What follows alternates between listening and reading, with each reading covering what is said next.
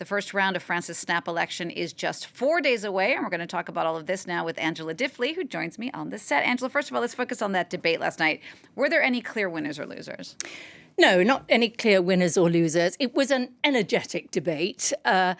First thing you notice is three white men standing. It was something that struck you as the cameras opened onto the studio. And they're all very young, 28-year-old for Jordan Bardella on the far right, 35 for Gabriel Attal in the centrist bloc, and 38 for the person last night who represent this leftist bloc dominated by the far left.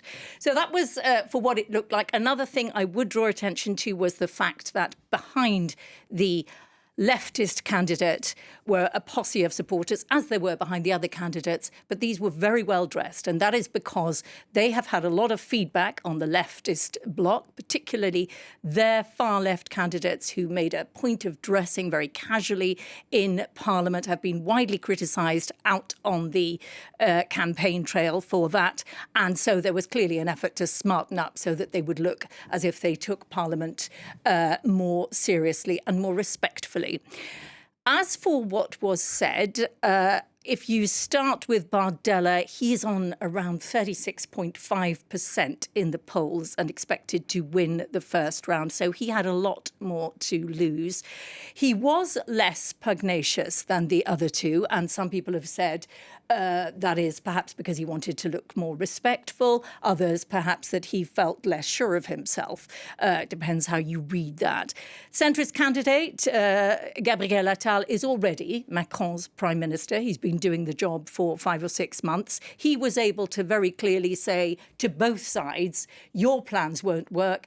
If they had been good, we would have done them. Here's why they won't work.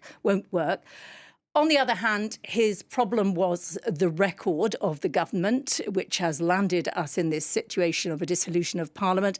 And on things like security, where he said the government would toughen up, he was answered on both sides was, why haven't you done so already? Bompard, representing the far left, his job really was not to scare away voters, because some of their candidates, again, on the campaign trail, it's been reported that they're seen as very divisive. So he was to remain smiley. He did that job.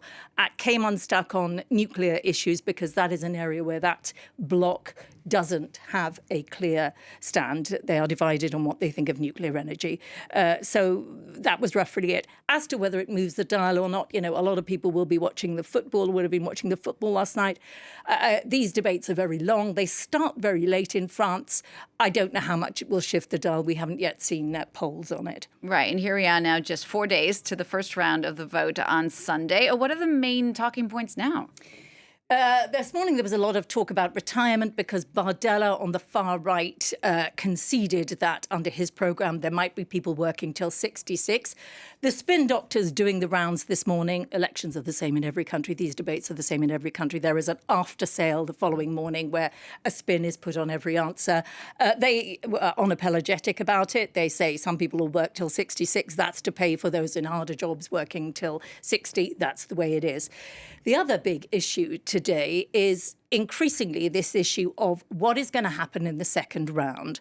Normally, a centrist bloc, Macron's centrist bloc, would take part in what is called a Republican front and say anything must be done to stop the far right.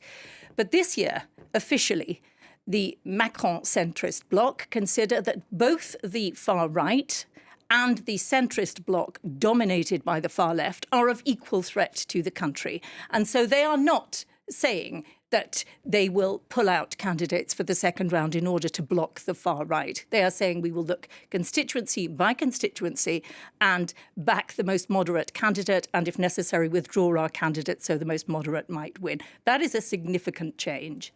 All right, Angela, thanks for that. And thanks for